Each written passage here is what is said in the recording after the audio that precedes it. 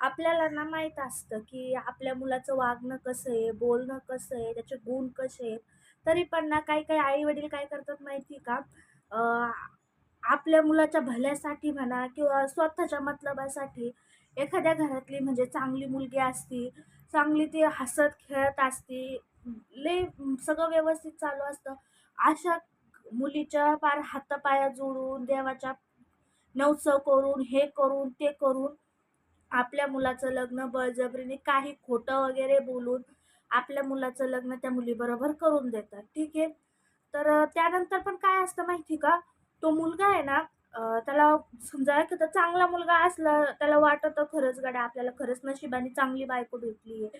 तिची आपण काळजी घेतली पाहिजे, तिला जीव लावला पाहिजे.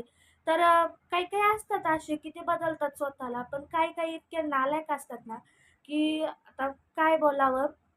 म्हणजे त्यांना असं वाटत नाही, की आपल्या बायकोने आपल्याला खरंच एवढं मोठं बाप बनण्याचं सुख दिलंय, की काय त्यांना काही वाटत नाही. आणि त्याच्यामुळं काय होतं माहिती का? अ, आणि काय असतं तो माणूस नाही बदलू शकत आणि वरतून त्या आई-वडिलांची काय अपेक्षा असते माहिती का? की आपला पण आमचा मुलगा अगोदर असा नव्हता लग्नाच्या आधी, आत्ताच बदललाय. अरे, मग तो लग्नाच्या अगोदर नीट वागत होता, तर मग मी त्याला काय केलं?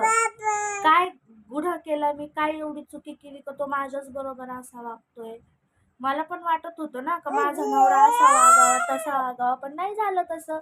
म्हणजे माझीच चुकी. वरतून त्यांची अपेक्षा काय असते आई-वडिलांची, का यांनी म्हणजे आम्ही 25-26 वर्ष त्या मुलाला नाही बदलू शकलो.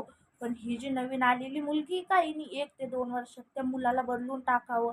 अरे, तो जर सुधारणारा असता, तर तुम्ही त्याचं लग्न माझ्यासोबत त्याला सुधरवायला का केलं असतं? पण ह्या सगळ्या ह्याच्यातनं एक गोष्ट घडती.